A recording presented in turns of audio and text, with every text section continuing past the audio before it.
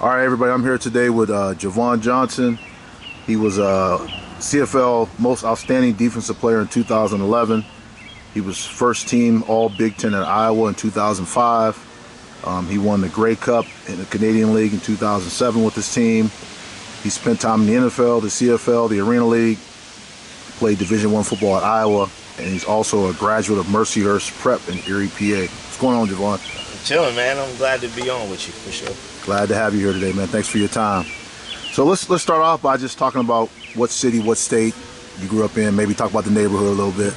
Yeah, I grew up here, Erie, Pennsylvania, in the Harbor Homes.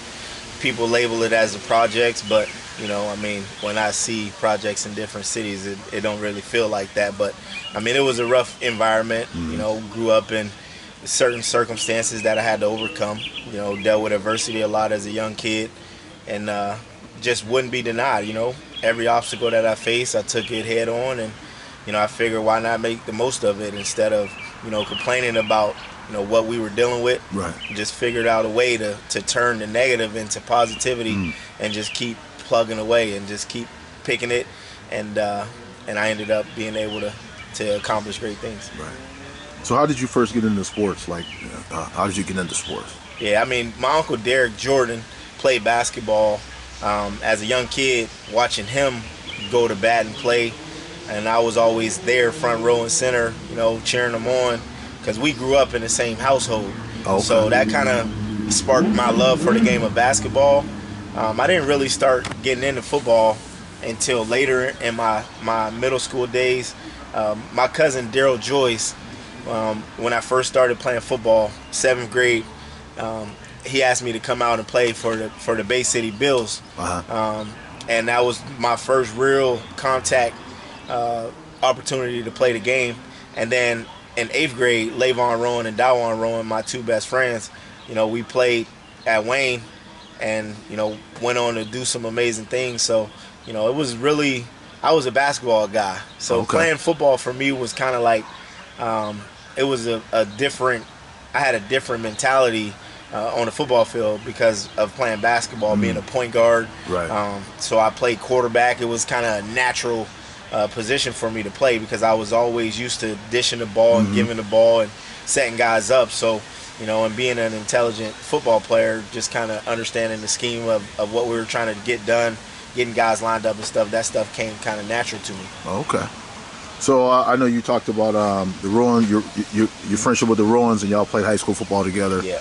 What are your memories of your high school career? What are some things you remember about it? We were extremely talented. I think we really embraced the role that we were in. In our high school career at Mercyhurst, when I went there, because I transferred to Mercyhurst after my first 2 years at East, we were 3 of the only black kids on the football team. So it was a different environment, but at the same time we embraced that, and we had a lot on our shoulders, but at the end of the day we wanted that challenge. So we welcomed it. We all were very talented, and it was our goal to go play at the next level. So we didn't want to let each other down. Right. So we pushed each other every day. It was nonstop, like pushing each other. And Lavon, if it wasn't for him and the recruiting journey that he had, that really opened the door for me and Dawon to get eyes put on us as well, because with him being a 2-time state champion in track in 100 and 200 meter, and all the college coaches ooh and all about him, his size, his speed, his physicality, he was a dominant force on our football team. So that really kind of opened the door for us and put eyes on us. But just a team game, having that chip on your shoulder, for me, I was always overlooked because of my size. So I always had that chip on my shoulder, and just playing with those guys, I really embraced, trying to meet the expectation that we have for each other. Right. So you go on to, after you had a great high school career, played in the Big 33 game, I believe, right? And then I know the last thing that a lot of people from Erie remember is that Saban night game you had. You just dominated. So then you went on to play in Iowa, at Iowa University, Division I. What is it like being a D1 player? What is that like for those? It's a full-time job. That's the best way I could put it. You have to be disciplined. You have to be accountable. You got to be where you're supposed to be when you're supposed to be there. It's a lot of expectations that goes into that, and you have to be willing to step up to the challenge when things get tough, because it's not always going to be peaches and cream. There's some tough days where you might not feel like doing something, and you just got to do it. And I think it comes with, when you set a goal or a dream that you would like to achieve, there's steps that you have to take to make sure that that happens. And for me, going to Iowa was a comfortability thing, because I already had Bob Sanders there, already had Ed Hinkle there, guys that I was familiar with. Right. So it was easy for me to come in and demand greatness from myself, because they did that every day. They pushed me. With days that I didn't feel like doing something, they wasn't going to let me fail. But a part of it was I really got acclimated to the way that they did things at Iowa, because I left after the Saving Eye game and went out there over the summer to kind of familiarize myself with what they were doing. And the workout program, the structure of it, I mean, they had a standard, and it came from the guys that were there already, the older guys. The standard was, you were going to come in, you was going to put the work in, and if you weren't going to live up to the standard that they had set, then they were going to try to get you out of there. And we went on to have a great career there, and it was a testament to the guys that we were surrounded with. Right. What's it like playing in, Happy Valley or, Michigan Stadium or Iowa Stadium against Michigan? Or what's it like getting ready for them games? I mean, Big Ten is physical football. Playing against the likes of Michigan, Penn State, those teams were physical in the run game. They had big receivers. So, for us, it was more, how can we play the X's and O's game and get ourselves in position to win games? But that came from, the bottom tier of the game of football, just the fundamentals, right? We tackled very well. We got off blocks, and we knew how to execute what we were doing on defense at a high level. And we played relentless every day. Our effort was second to none, and we went on to be the top 10 defense every year, and that really kept us in a lot of games. We had some down years offensively, but my freshman year at Iowa, our offense really carried the torch, with guys like Brad Banks, who was runner-up for the Heisman, and you had Jamel Lewis and Fred Russell, our running backs. They ran our offensive line. Robert Gallery got drafted second overall. I mean, our whole offensive line went to the NFL. So, we had some dudes. And that really carried us going into the next few years. We won 2 Big Ten championships in 4 years. But playing against teams like Michigan at the Michigan Stadium, I thought Michigan Stadium was one of the more quiet, big stadiums that we played in. But at the Big House is they play hard there. So, I never thought that in a million years I'd be able to be playing in the Michigan Stadium. But we did beat them at not Happy Valley, but at the Big House. My freshman year, my junior year, they beat us. But they had some great teams. Penn State playing in Happy Valley is crazy. Just feels like the fans are on top of you. It is so loud. Like the whole week leading up to the games that we played in Happy Valley, we would have to practice with hand signals and no communication, because it would be that loud down there on the field. And but we had some classic battles with those guys. The Big Ten, every week is a game that you have to be prepared for. You can lose any given Saturday. So it was very competitive. Right. So after your college career, you go on to a great pro career. You spent some time in the NFL, spent a lot of time in Canada. You became, I believe, the first defensive player ever to be the defensive back, to be the defensive player of the year. Tell me what it took to get to that level, man. Just enormous amounts of discipline, holding myself accountable, making sure that I trusted the process. I never gave in to the stigma of, I'm too small, not fast enough, can't do this, can't do that. Like, I never allowed that to shape who I was. I just came to work every day, and I always had a point to prove. I felt like every day I wanted to get better at something. Even when I was at the epitome of my career, I wanted to challenge myself to be better at something. The things that I wasn't so good at, understanding that I wasn't, perfect in every way that I wanted to be. So I worked on the things that I wasn't so good at. I spent 8 years of my pro career training by myself.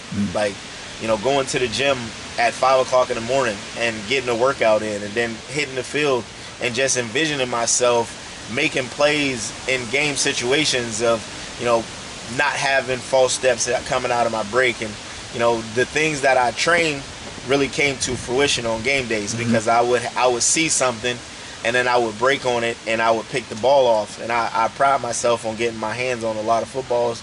There was a soundbite one time, and Coach Ferentz, one of the most successful head coaches in the history of football, he said that Jovon Johnson got his hands on the football every day in practice. And that was just a testament to who I was and how I played the game. Super competitive.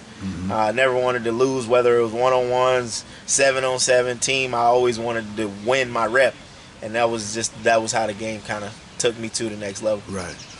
The time you spent in the NFL, what was that like? Big difference between NFL and Canadian. I mean, what was your time like in the NFL that you spent there? NFL was more of a business, and I think it kind of gets misconstrued of, the best players play, and that's not always the case. Sometimes it's about draft equity, who has money invested in them, and those guys are going to get every opportunity under the sun. And no matter how many plays you make, no matter how much you stand out on film, the guys that are their prized possessions are going to get the reps. Yeah, I've heard that before. That's just the way it is. And you embrace that, and you just kind of live with the opportunity to just go out there and compete. When you do get the opportunity, you got to make the most of it. And I felt like, in my NFL days, I made the most of my opportunities, and it just didn't pan out the way I wanted it to. Right. And that wasn't because of my ability as a player. It was more so, the situations that I kind of walked into with them drafting DBs and things of that nature. So it was a numbers game. Right. And then I ended up having to go to the CFL and just made the most of my career there. Right. Are you, when you look back at your playing days all the way back through high school, are you satisfied with what you accomplished? Yeah, without a doubt. I left no regrets, and I put the work in. So everything that I was able to achieve, it was me expecting that from myself, and just being accountable to who I was as a player, and that's what really drove me to just continue to sharpen the sword and just continue to build on, the opportunities that I had. Even when I was counted out, they said, oh, he's getting older, he's not able to do the things he once was. I went to another team and still did it. And it was just because I put the work in on the regular. Right. So after your career was over playing, you got into coaching. I know you became the head coach at Northeast. Yep. And within 2 years, you turned that program all the way around. Like, it was turning around the first year, but I mean, you really. Yeah. How were you able to do that? I really take pride in teaching the game. Even when I played, how I really got into coaching was I started to take the young guys and mentor them, and I wouldn't even give the DB coach an opportunity to correct them. I would correct them immediately. And it would be like they gravitated towards me for advice and different things like that. So I was able to take young players and make them or help them, become superstars in the CFL. And then that's really what kind of triggered my want to coach. And then getting into coaching, I was able to see the game from a different perspective, because I was able to help young guys with the X's and O's. And I pride myself on watching film and things of that nature. So when I became a head coach, I already had a plan. I had a plan of how we wanted to do things, what it was going to look like, who I wanted to be surrounded with as a staff, because obviously those guys put in a lot of time and effort into it. So we really kind of gelled early. My first year as a head coach at Northeast, we struggled because guys weren't ready for the moment. Not because we didn't have the guys to be able to go out and perform and execute. We dealt with grade issues, which every coach deals with at the high school level. You deal with, parents and their voice of wanting their kid to be the best version of them, and you understand that, but at the same time, you know, we put a lot of time and equity into those guys, so we know who can do what and who can help the team in what ways. So going into year 2, I took everything that we did in the first year and what didn't work and what worked, and I edited it all. And then so in year 2, I knew we were going to be a lot better because I looked at our weaknesses and knew how to correct them. And that was one of the main things was getting in the weight room, because in year 1 we had a lot of guys make excuses of they were playing other sports and this, that, yada yada yada. So what I did was in year 2, I took that and turned that into, okay, if you playing other sports, we're going to train at 5 o'clock in the morning. So now you can get your workout in before school, so there's no excuses now. And it took a little time. But the first couple weeks, it was only like maybe 8 guys there. But as we started going on, we started getting 20, 25 guys, 30 guys to these morning workouts. And, you know, at a small school, you know, that's what you want. If you can get the buy-in from the players, it's going to make them that much better. So we ended up going on and having a great year. You know, ended in the game against Oil City. Ethan Knox, one of the greatest running backs that ever blessed D10, you know, and he just ran wild. And, you know, we had some injuries, unfortunately, prior to that game, in the Fairview game that we lost. But, you know, it's all part of the process. And they trusted me enough to buy into what I was teaching them. And then now, you know, we put a lot on those guys' plate. I mean, offensively, defensively, special teams. Like, we were running a program at the high school level like they do at college. So it was a transition for a lot of those guys. But as they started to see their success, they all started buying in more and more, and it just kind of became contagious. Right. If you could say a few words to the guys that you coached at Northeast, what would you say? Never stop believing in yourself, because, you know, everybody has something that makes them special, and what you brought to the team was, you know, a group of guys that believed in each other, that went out and got it done. And, you know, I'm beyond proud of those guys because they helped me become a successful head coach in a short period of time. Right. So now you're at the college level now. What has that been like being a college coach? I mean, this isn't my first college rodeo. I was at a college in Ohio, Defiance College, for 3 years prior to coming back home to coach at Northeast. But at the same time, the thing that I enjoy most about the college level is I don't have to do as much when it comes to motivation, right? Those guys are there because they want to be there. Like, they want to be out there on the field and being competitive and things like that. You don't have to coach those things as much as you do at the high school level. And you know, we also get to recruit the guys that we want, right? If a guy doesn't fit what we're trying to do defensively, we can go out and get another guy that'll fit what we're trying to do. So it's kind of a little bit easier to coach at the collegiate level as it is as opposed to the high school level, just because you can get the guys that you need and want in your program. Right. So is it different than high school? A lot different than coaching high school kids, or? No, not in a sense. I mean, there's still, you know, the you know, grade issues, things that you deal with at the high school level. You still have to do those things. It's just not as much. You know, you might have a few guys, a handful of guys that you got to stay on about academics. You know, you might have a few guys that might show up to lift late, you know, but it all comes from how their high school programs were ran, right? The guys that are successful and usually are most accountable are the guys that come from high school programs that held them accountable, right? When guys come from programs that their coaches just kind of let them freelance and do whatever they do, that's when you have to reel guys in and be like, listen, we don't do that around here. That's not how it gets done. And that, I mean, part of it is a lot of those guys respect me because of my experience as a player. Right. So what I'm telling them, they know that I've done it, and they don't have to second guess whether or not I know what I'm talking about. Right. Your resume speaks for itself. Absolutely. Right. So a kid right now is growing up same place where you grew up at, and thinking about his future. Give him some advice.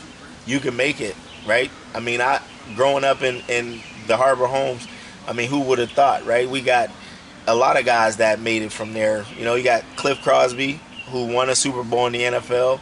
You got Dietrich Jels, who was one of the best players that came out of here. You know, you got myself, you know, guys that grew up in the area. You know, you even across town, you got Bob Sanders. You got a lot of guys from this area that had success at the highest levels. Right. So all it takes is being able to be coachable and listening to the coaches and executing what they're trying to get you to do, having belief in yourself, and then dreaming big and always putting the plan to the action and not just saying what you want to do, going out and putting the action behind what you want to do. And typically what you'll find is you'll start to see the success start to trickle down, and it'll get easier and easier as you continue to grow. And that's the best advice I can give a young player from this area. You can accomplish anything you want to accomplish if you're willing to put the work behind what you say you want to do. Right, right. So I know you, before we started the interview, you said you were working with some young kids. Why is that still important for you to do that? I mean, I'm passionate about my community, right? I mean, growing up, I didn't have a ton of camps that I could go to. You know, you had the Charlie Ward camp back in the day, but that was $250 or something like that. I didn't have the money to be able to afford that. You know, you had some camps, but, you know, we went to Boston College to perform. We went to Temple to perform. But those are camps that you go to wishing on a star, hoping that it works out. But, you know, you have young guys in this area that are hungry to excel and achieve. And I think my passion is I want to help them, being that I was one of those kids that didn't have the guidance, didn't have, you know, guys. I did have, you know, Cliff Crosby and those guys that were mentors to me, that would, you know, pour into me. But at the same time, you know, they weren't here. So, like, being that I'm here, I have the opportunity to still impact those young guys and show them the way. And I've seen them, and from where we started to where they are now, you know, the growth in those guys. I mean, I get excited just to see how excited they are to see where they come from. You know, and I got a lot of video footage of, you know, where they started to where they are now, and I show it to them, and those guys just bust out laughing. And I'm like, man, you came a long way, but it's all in the work, right? If you put the work in, you know, great things typically happen for you. Right. Anything else you want to share before we wrap up today? I mean, I'm excited that, you know, you're doing this and, you know, documenting guys' journeys and things of that nature. There's a lot of great coaches and mentors and successful players that, you know, you put out there. So I appreciate what you do. And I just wish that the city of Erie rally around the football team here in the city. I think Andre Henderson is doing an amazing job with what he has as a resource at Erie High. If the school district continues to get behind him and help him accomplish great things, I think he's going to do amazing work. And he's putting the work in. He's doing all the things that I would have done if I were there. I wanted to get on staff with him. You know, unfortunately, that didn't work out as we had planned it to be. But at the same time, they have the makings of a great program with him as the head coach. And I'm very excited to see where they go with that program. Right, because I actually had told Andre, I said, when you had went to Northeast and then he got the job, I almost posted like on my page, like, I can't wait to see Jovon and Andre on the same sideline at Erie High, because then, you know, that's what the city really needed that. You know what I mean? Right. It always been in the back of my mind, even before, you know, the whole saga of the Erie High coach, the decision how it was done and all of that. It was still in the back of my mind. Me and Andre talked previous before even either one of us was even considered, and was like, if you get the job, I'll be on staff, and vice versa. And, you know, he called and congratulated me when they originally was going to offer me the job. And then, you know, the next day, you know, he got the job, which I was super excited and proud for him. But it was just a matter of time before we was going to be on the same sidelines and pouring into these kids, because we both come from the community. We both are guys that had success from the environment, and we know what it takes to get there. And that's just a matter of, you know, us accomplishing great things and holding ourselves to a standard. So we bring that standard and teach it to our young guys and they continue to excel. I mean, if we would have been on the same staff, 100% sure Erie High would be a powerhouse, without a doubt. I agree. I definitely believe that. So once again, we were here today with Jovon Johnson. Just to remind, he was a 2011 most outstanding defensive player in the CFL. He was also first team Big Ten at Iowa in 2005, Grey Cup champion. Jovon, I appreciate your time today. Thank you so much. Absolutely, you know it.